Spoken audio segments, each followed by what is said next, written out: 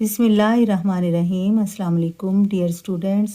आज हम पढ़ेंगे ग्रेड 5 की उर्दू की किताब गुले लाला का सबक नंबर 3 सीरत तैयबा। सीरत तैयबा का क्या मतलब है?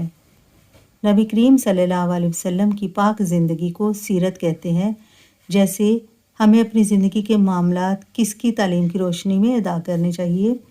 नबी करीम सल्लल्लाहु अलैहि वसल्लम की पैरवी करनी चाहिए और उनकी बताई हुई तालीमात पर अमल करना चाहिए। वमा अर्सलनाका इल्ला रहमतल लिल आलमीन। इसका मतलब है कि हमने आपको तमाम जहानों के लिए रहमत बनाकर भेजा है। कौन फरमाता है? अल्लाह ताला फरमा रहे हैं सूरत अंबिया में। तो डियर स्टूडेंट्स, आज हम इसकी एक्सरसाइज को सॉल्व करेंगे। मरूजी सवालात हैं। दुरुस्त जवाब के दायरे को पेंसिल से भरिए और खाली जगह में लिखिए। हज़रत मोहम्मद सल्लल्लाहु अलैहि वसल्लम के सरापा, खाली जगह में आप क्या लिखेंगे? सरापा डैश होने की वजह से तमाम आलमीन को फ़ायदा है। खुशी, रहमत, सरापा रहमत होने की वजह से। हज़रत मोहम्मद सल्लल्लाहु अलैहि वसल्लम की रहमत तमाम आलम के सभी डैश के लिए है। किसके लिए है? इंसानों के लिए। ताइफ डैश से कुछ फासले पर एक शहर है। ताइफ किससे फासले पर एक शहर है? मक्का मुकरमा से। जिब्रील अलैहिस्सलाम ज़ाहिर हुए और कहने लगे कि पहाड़ों का फरिश्ता हाजिर है।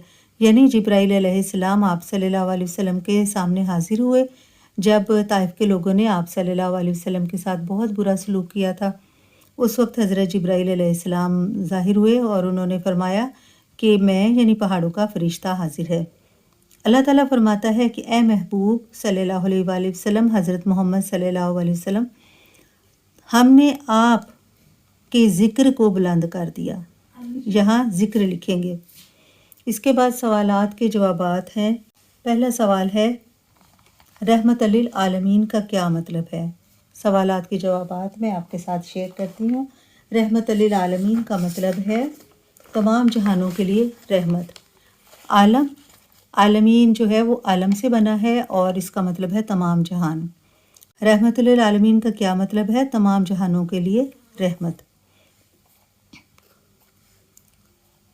जो शख्स अल्लाह और उसके रसूलों पर ईमान लाया उसे क्या फ़ायदा होता है?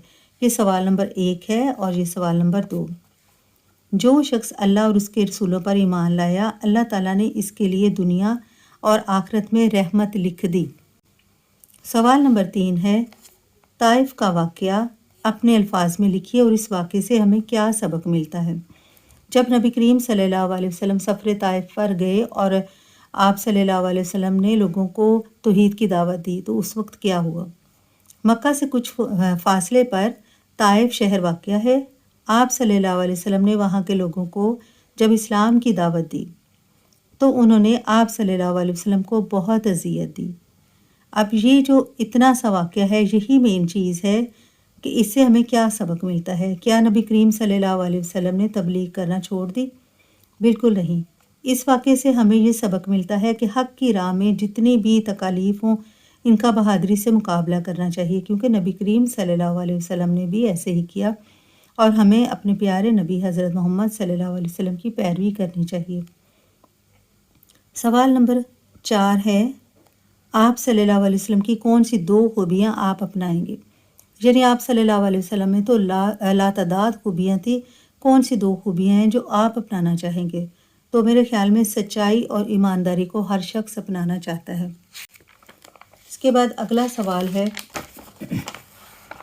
अल्लाह ताला ने आप सल्लल्लाहु अलैहि वसल्लम के ज़िक्र के बारे में क्या फ़रमाया? अल्लाह ताला ने फ़रमाया ए महबूब सल्लल्लाहु अलैहि वसल्लम, हमने आप सल्लल्लाहु अलैहि वसल्लम के ज़िक्र को बुलंद कर दिया। आखिरी सवाल है उम्मुल मोमिनीन हज़रत आयशा रज़ी अल्लाह ताला अन्हा ने हज़रत मोहम्मद सल्लल्लाहु अलैहि वसल्लम से क्या सवाल किया और रहमत लिल आलमीन ने इसका क्या जवाब दिया? उम्मुल मोमिनीन रज़ी अल्लाह ताला अन्हा ने आप सल्लल्लाहु अलैहि वसल्लम से पूछा, क्या आप पर कोई दिन ओहद से भी ज़्यादा सख्त गुज़रा? ओहद पहाड़ जो है उसके बारे में है कि वो बहुत ऊंचा और सख्त तरीन पहाड़ है।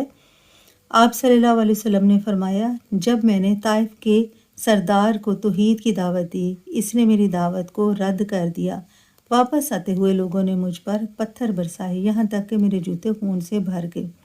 تو یہ دن نبی کریم صلی اللہ علیہ وسلم کے لیے احد پہاڑ سے بھی زیادہ سخت تھا۔